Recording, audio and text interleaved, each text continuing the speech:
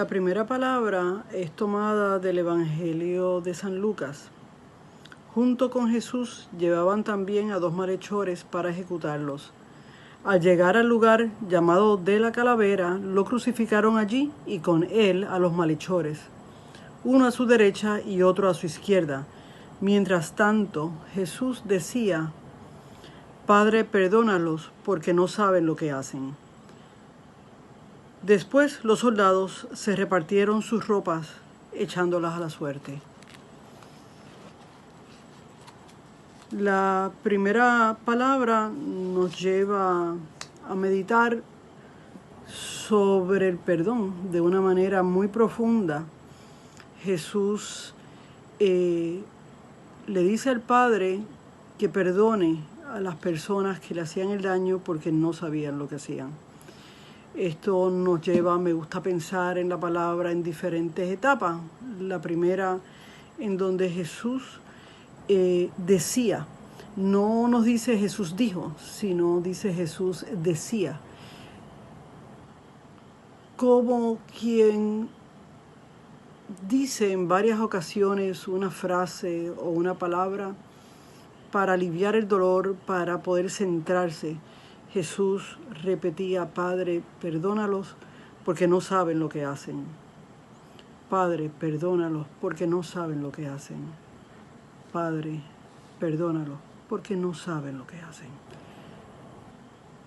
Jesús tenía mucho dolor, era un dolor físico, era un dolor mental, era un dolor emocional, en donde buscaba centrarse y centrarse en el perdón. Es impresionante ver cómo en un momento de tanto dolor Jesús le hablaba al Padre y nos invita a hacer eso, a buscar, a hablar al Padre en un momento de dolor. Decía Padre. La segunda parte de esta palabra es cuando nos dice perdónalos. Perdónalos porque ya yo los perdoné. Después de yo haberlos perdonado y saber que muero, no te pido venganza para ellos, te pido que los perdones. Que los perdones porque ya yo los perdoné. Habla de una grandeza de amor, de un amor muy difícil de entender de una manera humana, en donde perdona en un momento de tanto dolor. Y en la tercera parte de esta palabra, que es más impresionante, es donde dice: porque no saben lo que hacen. Jesús sabía que lo habían entregado, que lo habían negado personas muy, muy de confianza para él, muy cercanas a él. Jesús sabía que lo llevaban a crucificar, Jesús sabía que iba a morir, pero decía: no saben lo que hacen.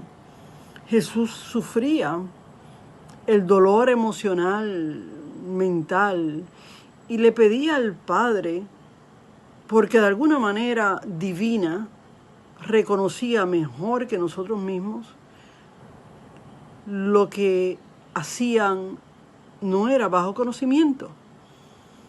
Qué invitación tan hermosa y tan profunda al perdón de una manera divina, de una manera no humana. En el plano humano el perdón se da bajo el arrepentimiento de una parte. La otra parte decide perdonar o no perdonar. Pero en el momento en que vemos que Jesús dice estas palabras, en ese momento no había arrepentimiento. En ese momento estaba pasando todo. ¿Cuántas veces nos encontramos nosotros con coraje con personas, reconociendo que están haciendo algo a conocimiento o desconocimiento que nos causa dolor, y pedimos venganza o no perdonamos? Jesús nos invita a perdonar desde la definición perfecta del amor, a liberar, a que no haya deudas en nosotros sobre el daño que puede hacer alguien, a no darles deuda a ellos con nosotros. En un momento de tanto dolor como el que vivimos en esta época, Es un dolor que es personal, es un dolor que es de nuestro país, es un dolor que es del mundo entero. Jesús nos invita a amar. En el día de hoy, en donde meditamos de una manera muy especial, porque meditamos solos, desde nuestra intimidad, Jesús nos hace una invitación de amor total al perdón. Ojalá podamos pasar una lección tan grande como la que Él nos da hoy. Ojalá podamos aprender a perdonarnos a nosotros mismos, a perdonar a las personas que nos han hecho daño, que nos hacen daño, a perdonar. Ojalá aprendamos a amar y podamos pasar esta lección con una definición tan hermosa del amor como nos la da Jesús. Dios los bendiga.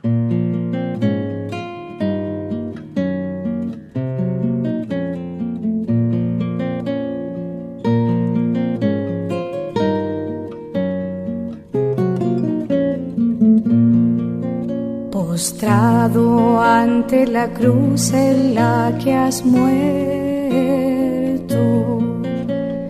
a la que yo también te he condenado, solo puedo decirte que lo siento, solo puedo decirte que hoy te amo. Y te pido perdón por mis errores, y te pido perdón por mis pecados. Perdóname, Señor, hoy me arrepiento. Perdóname, mi Dios crucificado.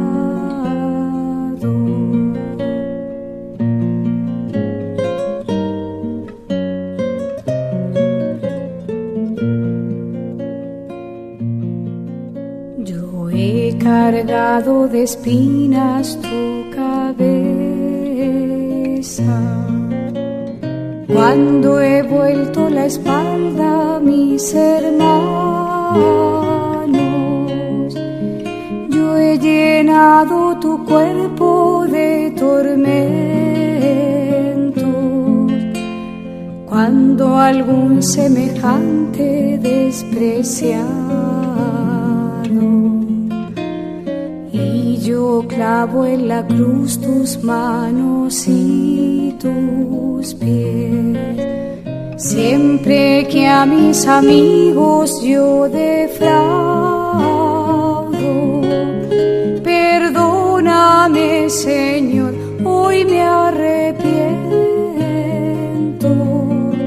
Perdóname, mi Dios crucificado.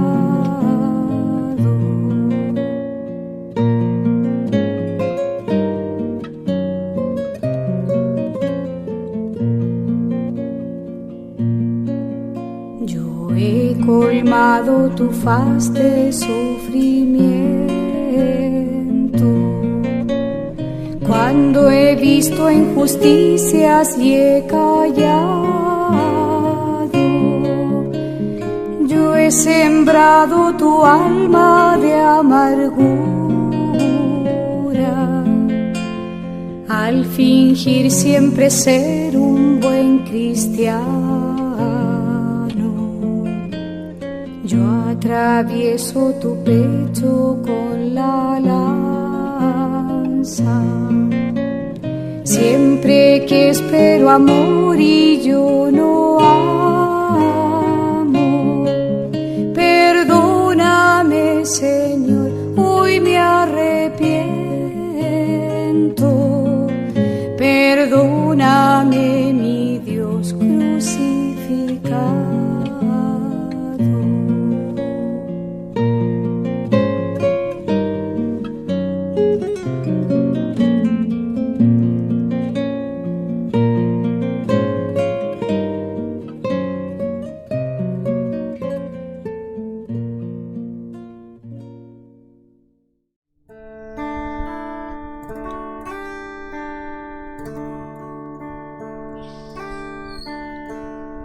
Estabas esperándome, amándome en una cruz. Estabas junto a mí, hablándome de amor y reconciliación. Estabas invitándome a abrazarte como el ladrón que junto a ti murió, pero su corazón en ti encontró perdón. En ti encontró perdón.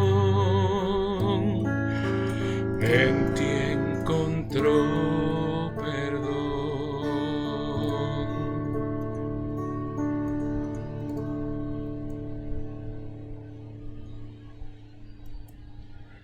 Hoy estarás conmigo en el paraíso.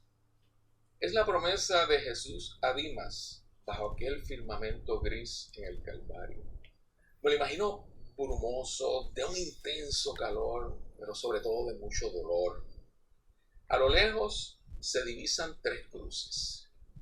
En ellas cuelgan 3 hombres ajusticiados, Jesús en el centro, y hacia él miran los otros 2. Esta escena presenta cómo Jesús es insultado y despreciado por los malhechores crucificados junto a él. Y como uno de ellos, dando un giro insospechado de 180 grados, en el último momento, se atreve a orar a Jesús pidiéndole el reino. Ante él, un ladrón arrepentido que hace una solemne confesión de fe. Acuérdate de mí cuando estés en el paraíso. Pero no solo se destaca la fe y el arrepentimiento de Dimas, sino la misericordia infinita de Jesús al decirle con toda su fuerza y toda su seguridad: yo te aseguro que hoy mismo estarás conmigo en la casa de mi Padre. Yo me imagino que a Dimas se le debe haber estremecido todo su cuerpo, pero ¿qué más podía pedir si el mismo Hijo de Dios es quien le hace la más grande promesa? Al borde de una cruel muerte, allí en la cruz, Jesús le asegura la salvación y la vida eterna. Pero al igual que en aquel Calvario, ¿cuántos días grises tenemos? ¿Cuántos momentos oscuros en nuestra vida, de soledad, de angustia? ¿Cuánta incertidumbre estamos viviendo en estos días? Incertidumbre que nos aterra al saber que cualquiera de nuestros seres queridos puede ser víctima de la terrible enfermedad que hoy el mundo enfrenta. Y me pregunto, ¿qué nos mantiene de pie? ¿Y cuántas veces hemos caído en el carril equivocado de esta carretera que se llama vida? ¿Cuánto dolor y llanto habremos causado? ¿O cuántas veces nos atrevemos a pedir explicaciones a Dios de lo que no nos gusta en nuestra vida, de aquello que nos pasa, que nos causa dolor y no podemos entender? Y volvemos y caemos una y otra vez. Pero como Jesús nos dijo a través de la figura de aquel ladrón arrepentido, no importa cuántas veces caigas, no importa cuántas heridas de clavos o espinas me hayas hecho, lo que verdaderamente importa es nuestra fe. Saber que la misericordia de Dios es infinita. Solo basta un sincero arrepentimiento desde lo más profundo de nuestro ser. Y como Dimas, estaremos junto a Él para la vida eterna. Tú y yo. Seamos portavoces de esa promesa de vida eterna. Seamos portavoces de ese nunca es tarde para tener la misericordia de Dios. Solo hace falta voluntad, dejarse llenar el corazón del amor infinito de Dios y el verdadero arrepentimiento. Somos extremadamente dichosos, afortunados de tener un Padre amoroso y misericordioso que nos prometió la vida eterna. Que Dios nos bendiga siempre. En ti encontró perdón, en ti encontró perdón.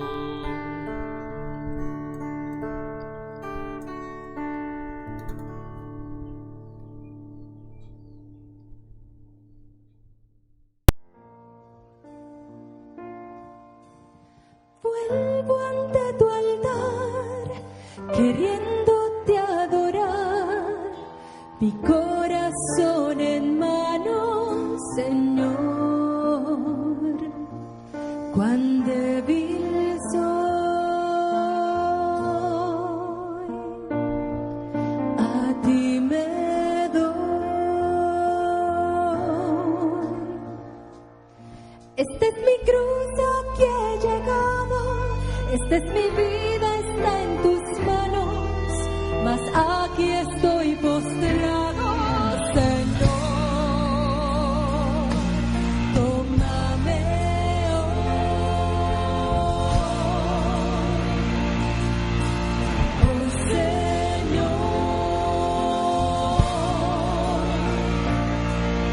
Escucha mi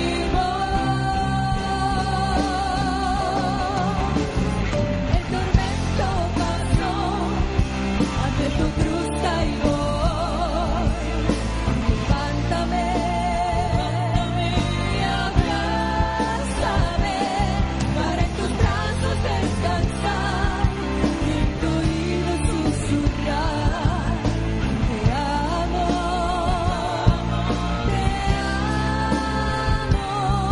Señor.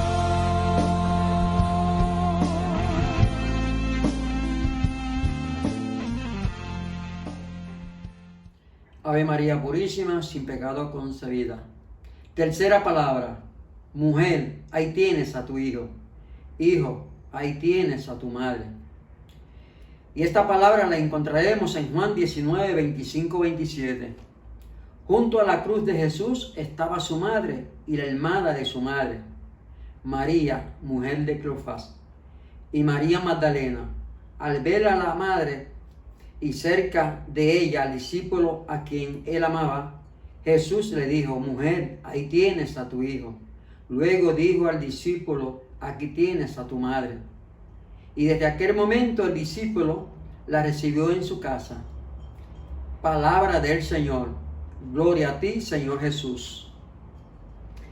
Es la última palabra dirigida a los hombres, a nosotros, porque ya las siguientes palabras son dirigidas hacia su Padre.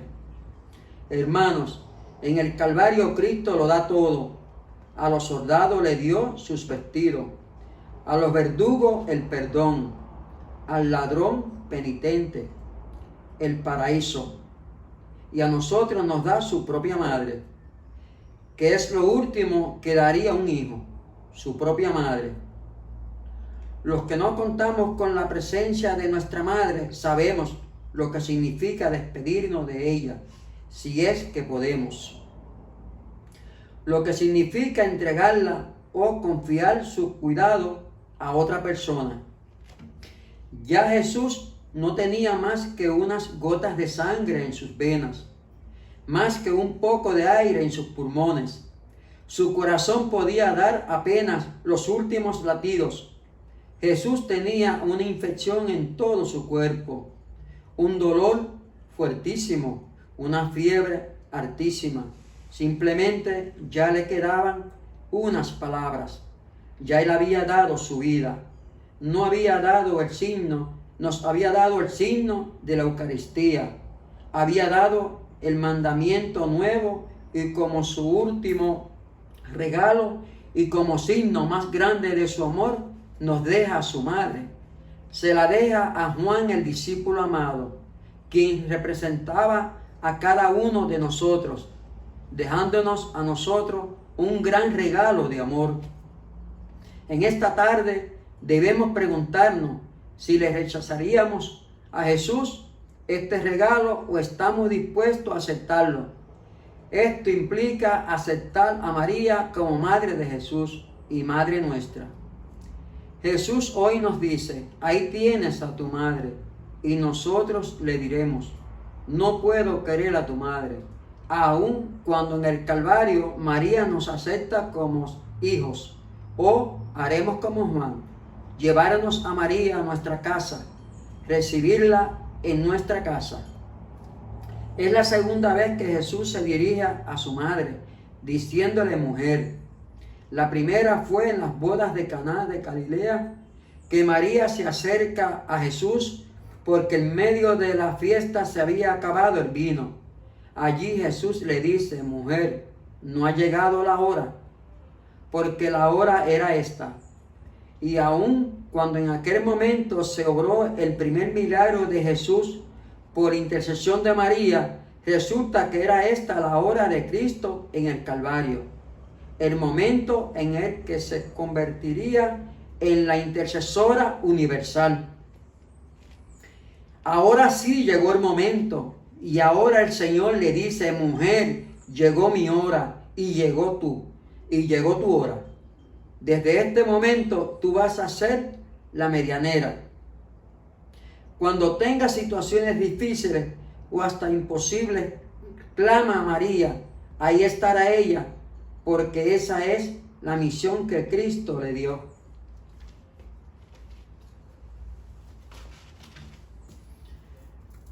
Amigo, y ahora pues te puedo decir que al igual que Juan el Bautista, yo me llevé también a Jesús, a María, a mi casa, porque yo me acuerdo que cuando yo muchachito, cuando nene, pues en casa se hacía el rezo del Santo Rosario, en casa de mis padres.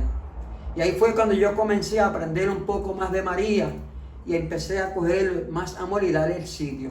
Después de eso me caso, obviamente, y entonces aquí en mi casa, junto con mi esposa, que es tan mariana o más mariana que yo, pues oramos todos los días a María. Y hoy por hoy tenemos a 3 hogares, las 3 hijas de nosotros, los 9 nietos y los 3 yernos, donde hacemos un rosario, donde oramos todos los meses. Nos reunimos ahora, obviamente, pues por la situación esta, pues no lo estamos haciendo, pero sí, por las redes y lo hacemos también. Así es que nosotros, pues, le repartimos un misterio a cada uno de nuestros nietos. Y es importante entender de que estamos en esa sintonía todo el tiempo, ¿verdad? Y hablando, y que poder entender que María, según Jesús nos la dejó como intercesora, pues está con nosotros a cada momento. Nosotros preparamos un rinconcito aquí para orar. Hay veces que nos vamos a otro sitio, pero que siempre tenemos un rincón. Cuando mi esposa y yo venimos, caímos de rodillas, y ahí pues clamamos a la Madre de Jesús que se haga presente para que sea intermediaria, intercediendo. Y Jesús ha obrado tantos milagros en nuestra familia. Sé que cuando caemos situaciones difíciles en el hospital, pues allí caemos con el rosario. Y María nunca nos ha dejado en el aire. A través de la intercesión, a través de ese milagro que estamos pidiendo, por la intercesión de ella, Jesús. Porque Jesús nos hace el milagro. Sabemos que esto está claro.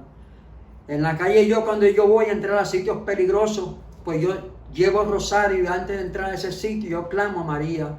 Le digo, María, intercede, que tú sabes que voy a un sitio que no nos quieren mucho. Y yo estoy confiado y voy y hago mi trabajo y salgo bien, porque Jesús y María, yo estoy seguro que nos está acompañando. Y yo sé que dentro de todo esto seguimos clamando noche y día, porque ese fue el regalo más hermoso y más lindo que nos hizo Jesús antes de partir al Padre. Dejarnos a su madre para que ella nos ayude, para que ella nos encamine y para que ella sea instrumento para que su Jesús interceda a cada uno de nosotros.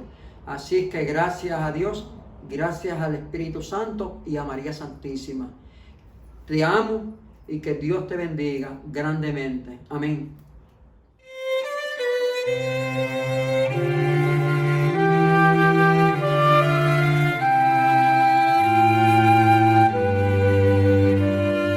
María, tú, humilde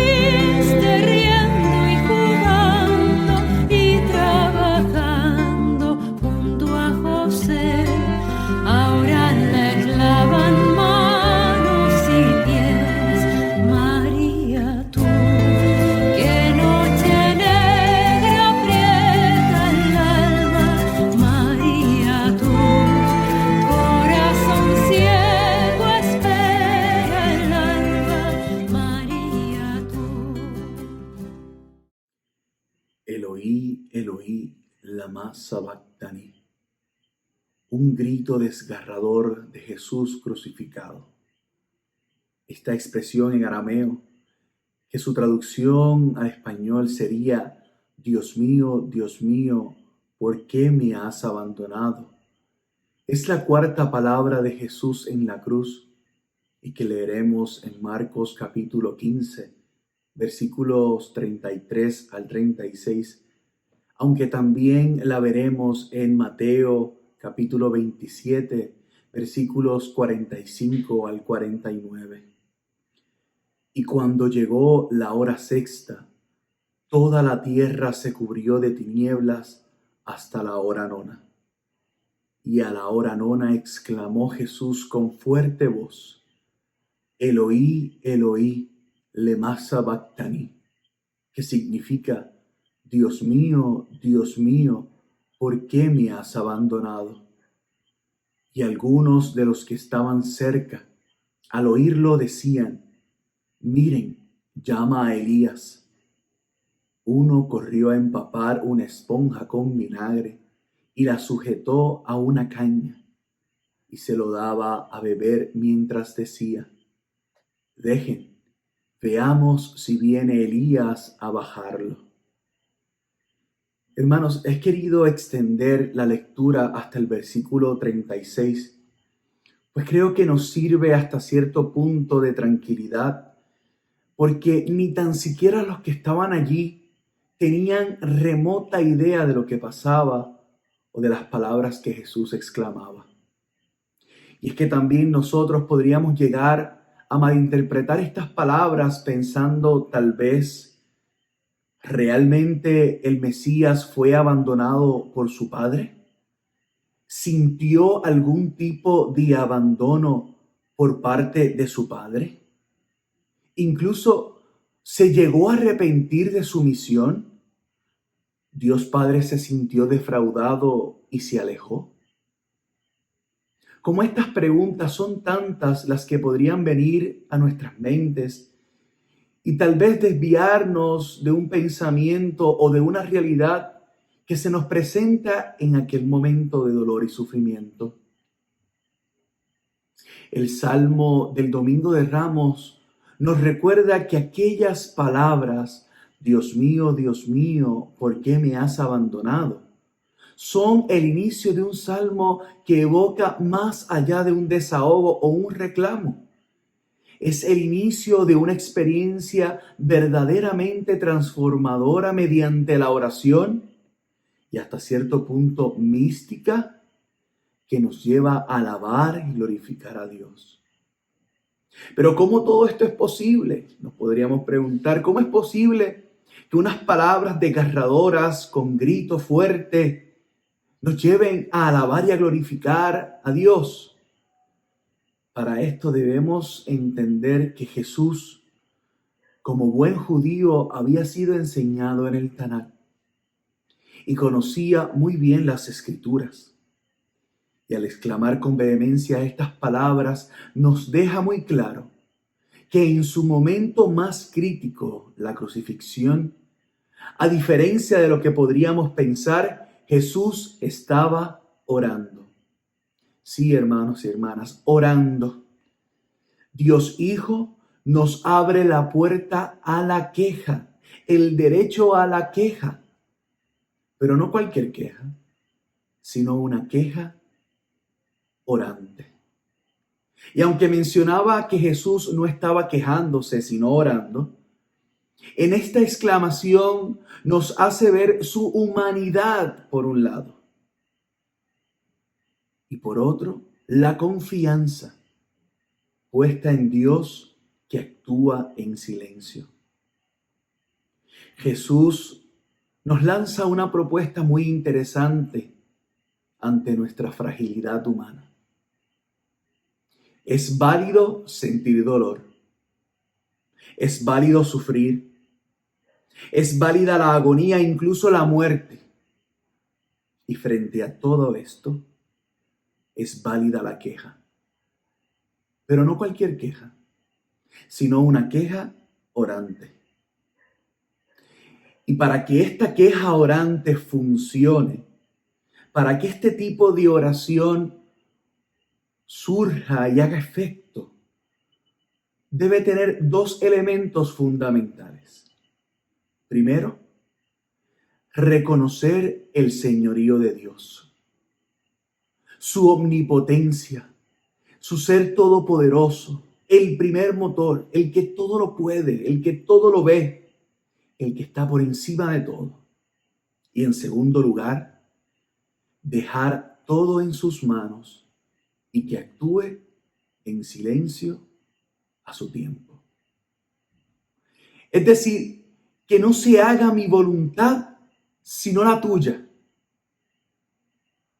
Aquí nos recuerda estas palabras. Sin duda, a la agonía del huerto de Getsemaní, otro momento de queja orante por parte de Jesús. Nuevamente Marcos nos presenta, decía, Abba, Padre, todo es posible. Aparta de mí este cáliz, pero que no sea lo que yo quiero, sino lo que quieres tú. Fíjense cómo en ambas expresiones Jesús siempre reconoce a Dios como Señor y como Padre. Y luego de la queja, deja que la voluntad de Dios se manifieste. Ahora bien, quiero proponerte un giro.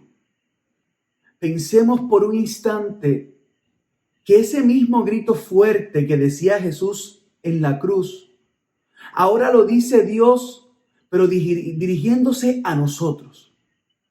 Ahora Dios nos grita a nosotros, hijo mío, ¿por qué me has abandonado?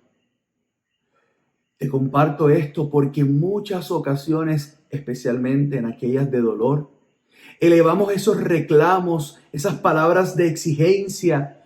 Dios, ¿por qué me abandonaste? ¿Dónde estás? ¿Por qué permites esto? Y reflexionando sobre todo este encuentro, veo una respuesta revelada. Dios está justo allí donde lo dejamos. Tal vez, hermano, hermana, tal vez fue fuera de tu vida que lo dejaste. Tal vez de tu familia, de tu trabajo, de tu relación con amistades, de tu éxito, de tu bienestar o seguridad, incluso de la rabia o la rebeldía ante aquella situación inesperada o no deseada. Allí, en cada uno de esos lugares o situaciones, justo allí está Dios gritándonos, hijo mío, ¿por qué me has abandonado? Fíjate bien este llamado. Primero nos dice que somos sus hijos. Nos reconoce. Se reconoce como Padre. Y en segundo lugar, nos espera pacientemente a que nosotros abramos la puerta para poder cenar juntos. Esta cuarta palabra, Eloí, Eloí, lama sabactaní, nos deja con dos hermosas lecciones y dos grandes invitaciones. En primer lugar, que mi oración ante cualquier situación de dolor reconozca a Dios como Señor y aceptemos su voluntad. Escuche bien, que mi oración ante cualquier situación de dolor reconozca a Dios como Señor y aceptemos su voluntad. Y en segundo lugar, que en el silencio escuchemos la voz de Dios que responde a cada una de nuestras inquietudes, si así lo permitimos. Que en el silencio escuchemos la voz de Dios que responde a cada una de nuestras inquietudes, si así lo permitimos.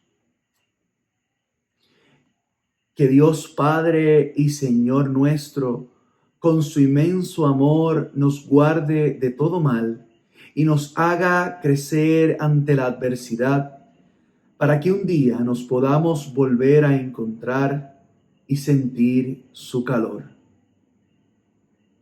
Amén.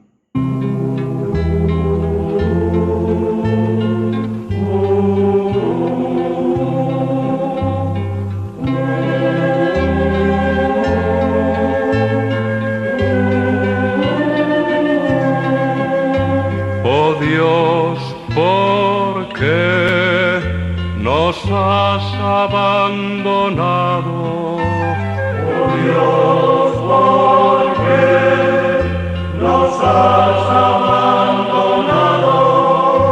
Al vernos nos maltratan, gritan a nuestro lado, si esperaron en Dios que Él les ponga salvo. Oh Dios, ¿por qué nos has abandonado? Oh Dios, ¿por qué nos has abandonado? Los grandes nos acechan, sujetan nuestras manos. Señor, no quedes lejos y ven pronto a ayudarnos. Oh Dios, ¿por qué nos has abandonado? Oh Dios, ¿por qué nos has abandonado? Te busco y no respondes, día y noche te llamo, malvados me acometen, se burlan de mi llanto. Oh Dios, ¿por qué nos has abandonado? Oh Dios, ¿por qué nos has abandonado?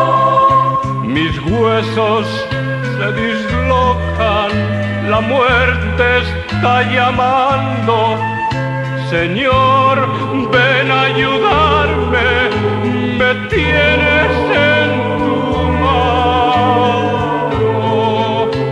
Oh Dios, ¿por qué nos has abandonado? Oh Dios, ¿por qué nos has abandonado?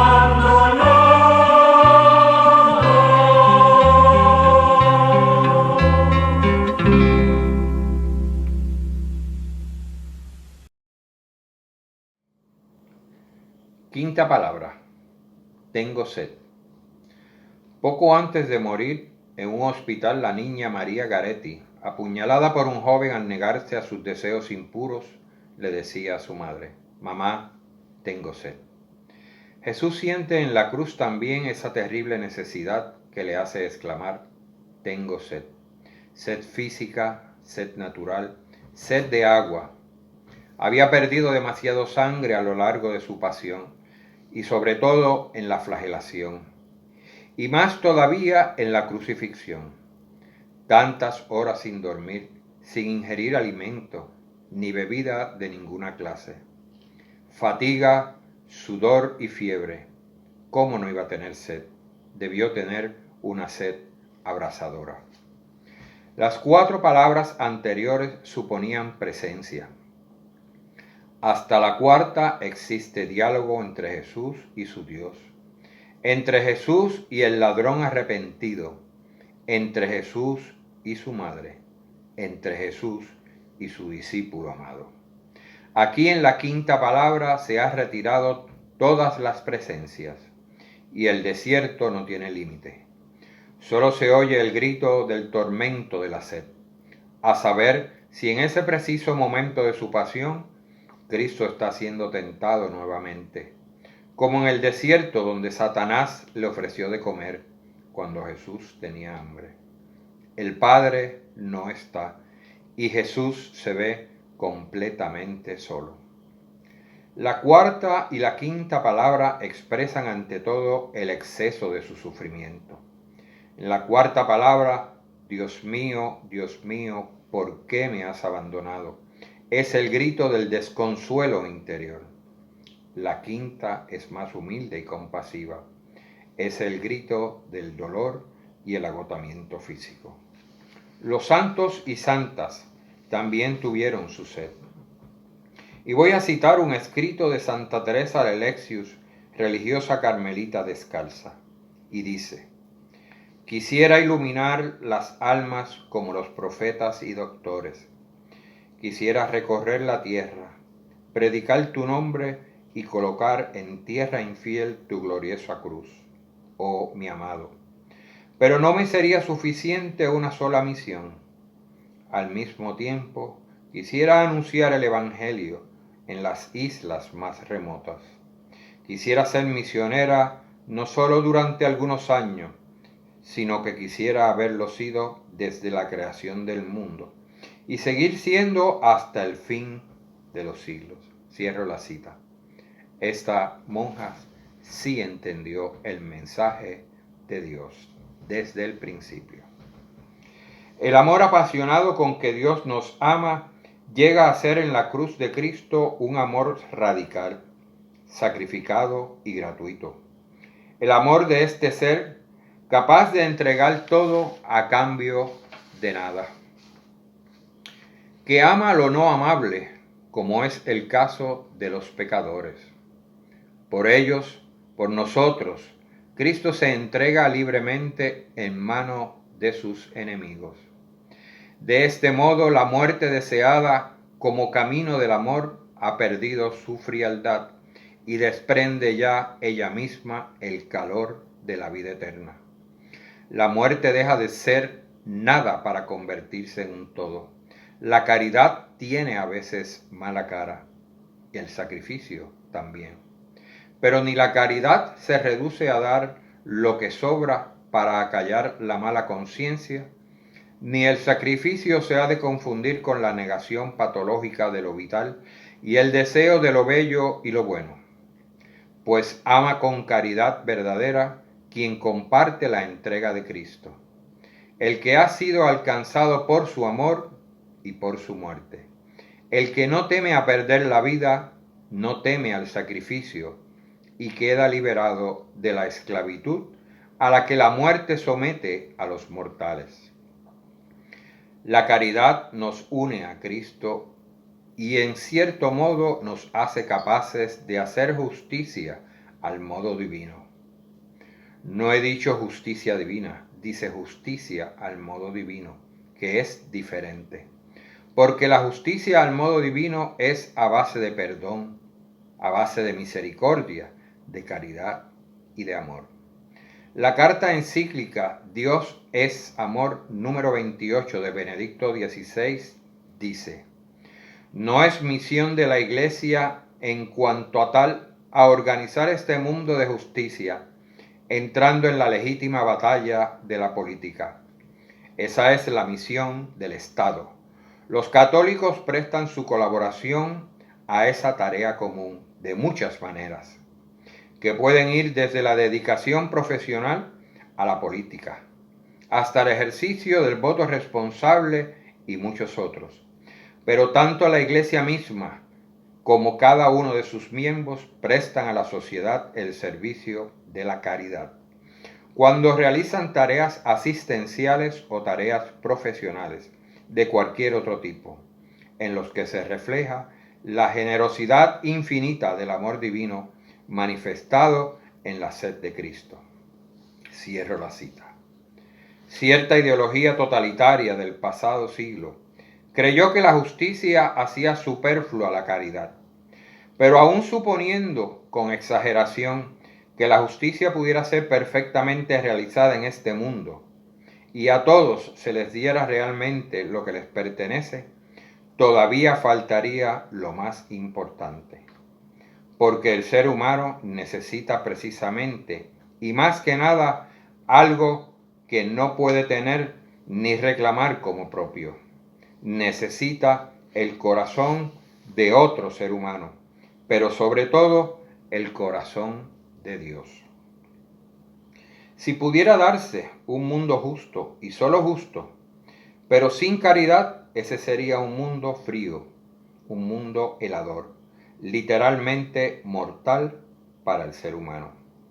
La justicia necesita la compañía del amor. Es más, la caridad por la que el hombre y la mujer se dan a sí mismos es en realidad el motor de la justicia. Sin caridad no podría realizarse la justicia, pero aún sin justicia puede y debe darse la caridad. La justicia por sí sola no avanza, al contrario, retrocede y se destruye a sí misma. Dios encarnado no tenía temor de mendigar un poco de agua a la samaritana. Tenía sed. Pero al decir dame de beber, el creador del universo le decía, tengo sed de amor. La sed de Jesús, como la de todos, es una sed real, física, sin excluir ninguna de las otras clases de sed, que legítimamente puede tener el hombre y la mujer. Jesús tenía sed de agua, pero además tenía sed de justicia, tenía sed de paz, tenía sed de reconciliación, de libertad, de armonía, de orden, sed de caridad. Esa sed que también nosotros muchas veces tenemos. Pidamos que Dios dé agua a los que tienen sed física y también calme la sed de aquellos y aquellas sedientos de amor. La niña que mencioné al principio tenía la misma sed de Cristo. ¿Cuál es la tuya?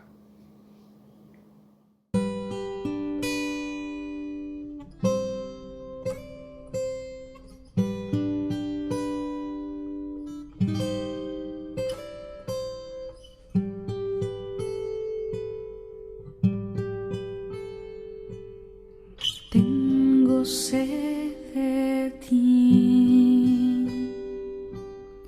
tengo sed de ti,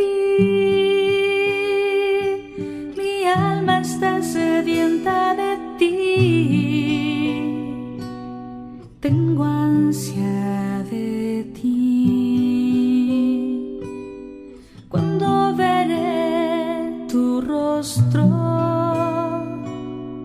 Tengo sed de ti.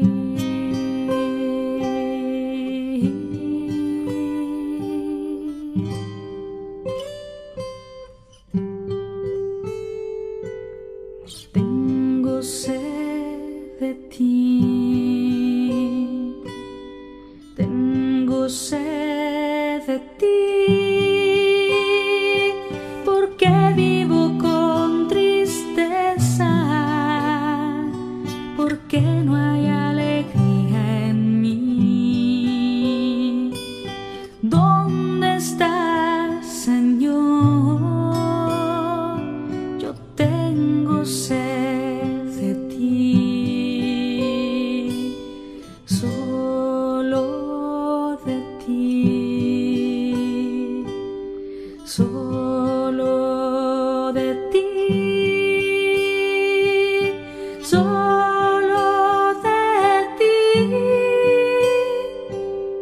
Tengo sed de ti. Todo el día me pregunta, ¿dónde está tu Dios? Dime por qué me olvidas, si yo solo te anhelo a ti. Solo tengo sed de ti, solo tengo sed de ti. Tú eres mi Dios y mi salvación, solo tú, mi luz y mi verdad. Solo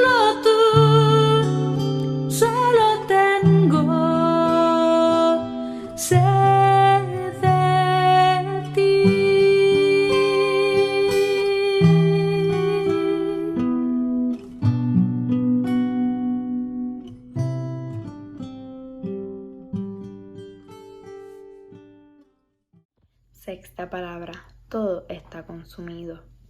En Juan 19:30 dice, cuando Jesús tomó el vinagre, dijo, consumido es. En ese momento los brazos de Jesús van perdiendo la fuerza y su cuerpo, lleno de calambres, se va asfixiando. Con estos últimos suspiros de vida, logra decir estas palabras, todo está consumido. Es así como Jesús cumple con todo lo necesario para la salvación del hombre. Esto no significa que Jesús llegue a su fin, significa que la obra que el Padre le ha confiado ha sido cumplida en su totalidad. Este sacrificio no solo ha salvado a la humanidad, sino que también ha salvado a Dios de una imagen única de un Dios eterno, omnipotente, justiciero e inmutable, dándole su verdadera imagen de un Dios misericordioso, bondadoso, solidario y amigo, de un Dios de perdón y de un Dios de amor. Dicho esto, Jesús nos invita a que hagamos suyas sus palabras, porque la redención de Jesús no es algo que termine con Él. La muerte de Jesús no fue el fin de todo. Todo se habrá consumado por parte de Él, pero todo habrá comenzado para nuestra parte, porque si para Cristo todo ha sido consumido, para nosotros todo comienza en cada día, con el fin de afirmar con seguridad que todo ha sido completado según la voluntad de Dios. Con este acontecimiento se nos abre el camino a una nueva vida. Jesús vino a demostrarnos que quien cree en el Padre no está muerto y que resucitaremos en su nombre en una nueva vida con la ayuda del Espíritu Santo. Todo se trata de renovar nuestra fe. Para los que no tienen fe, la cruz es el signo más claro de humillación y fracaso. Pero para los que tenemos fe, la cruz es la fuerza y la sabiduría de Dios, la acción permanente de la salvación del hombre. Por este motivo, te invito a volver a mirar la cruz, esta vez desde lo más profundo de tu corazón. Mírala con los ojos del alma.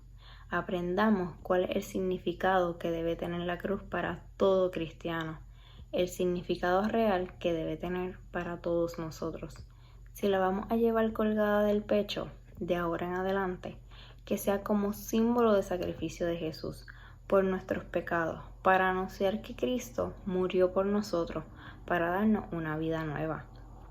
Que se nos note que somos cristianos, evangelizadores, profetas, sacerdotes y reyes. Que se nos note en el comportamiento. No lo usemos de adorno. Hagamos que tenga un sentido este sacrificio. Porque cuando Jesús dijo, todo está consumido, significa que el precio de nuestra redención había sido pago por Él, y todo se cumplirá para que hubiera un perdón para todos nosotros, para dar un consuelo a aquellos que buscan la reconciliación con Dios, para darnos una madre que velará por nosotros para nunca sentirnos solos, para fortalecer nuestra fe, y para que Cristo se convirtiera en nuestra fuente de agua viva. Jesús enseñó a sus discípulos y a todos nosotros a aceptar la misma forma que Él lo hizo, una vida llena de pruebas, pero que pueden ser superadas acercándonos al amor del Padre y cumpliendo su santa voluntad, lo que nos lleva a entender que para que nuestra vida cristiana se fortalezca, se renueve y no decaiga, hay que dejar la pereza y la actitud pasiva. Hay que entregarnos en manos de nuestro Padre Dios y aceptar la invitación de Jesús a un compromiso mayor. En todo esto, la erradicación de nuestra salvación, la vida eterna y el cumplimiento de la voluntad del Padre manifestada en las obras, porque la fe sin obras no existe. Llevemos amor, justicia, alegría, salud, consejo, alimentos, compañía, esperanza, fortaleza y paz, porque todo eso se ha cumplido en Él. Quien da todos estos pasos, seguro pasará de la muerte a la vida. Esto es precisamente lo que vino a enseñarnos Jesús, el camino a seguir. La senda ya está prevista para cada uno de nosotros, solo debemos caminarla. Tomemos un momento y meditemos qué tipo de cristianos somos. ¿En qué momento perdimos el camino? ¿En qué momento perdimos el significado de estas palabras de Jesús? Todo se ha consumado. Todo está cumplido. Con sus palabras nos dio a entender que lo ha dado todo por nosotros, que ha cumplido con la voluntad del Padre y que ahora nos corresponde a cada uno de nosotros hacer lo propio, imitar el ejemplo de Jesús. Valoremos lo que Él hizo por la humanidad. Permitamos que se cumpla nuestra redención. Si todo cumplió en Él, pues ahora nos toca seguirle. Enderezar nuestro camino es lo que nos toca. En esto estriba la esencia de la vida cristiana: ser hombres nuevos y ser mujeres nuevas. Comenzar a vivir una vida plena en Cristo, respondiendo a su llamado. Perseverar a la fe, a la oración, el compromiso con Dios. Espero que de hoy en adelante, cuando escuchas las palabras "todo está consumado", las oigas no como un recuerdo, sino sabiendo que hoy, aquí, en este preciso momento, Cristo está sufriendo y muriendo por ti y por mí. Y en esto estamos invitados todos, cada uno de nosotros. Por esto digo: oh Jesús, concédenos por la obra que el Padre nos ha encomendado, sea grande o pequeña, dulce o amarga, en salud o en enfermedad, que podamos completarla como tú, y que en la hora de nuestra muerte podamos decir con toda verdad: todo está consumido.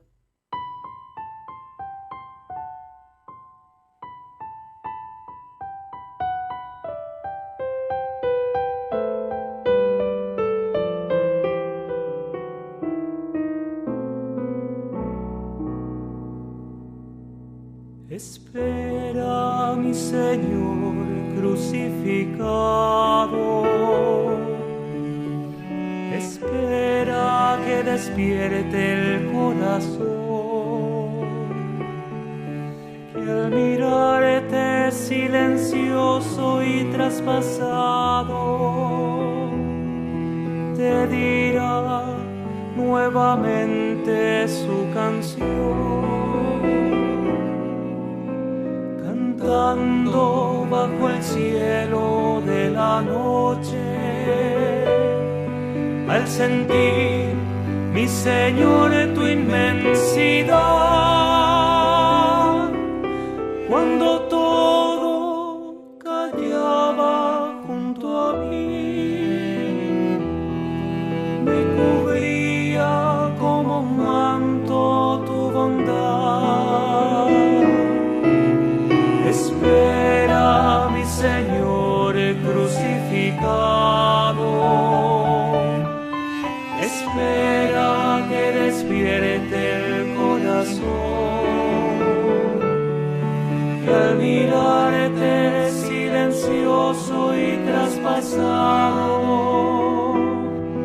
te dirá nuevamente su canción.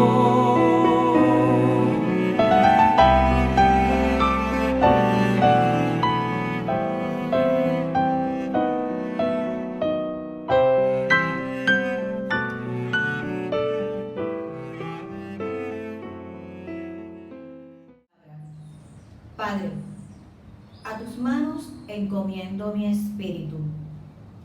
Esta fue la última palabra de Jesús, la palabra más suave, más dulce que podía habernos enseñado para el momento de su muerte. El hombre teme a la muerte y por eso se pasa la vida huyendo de ella.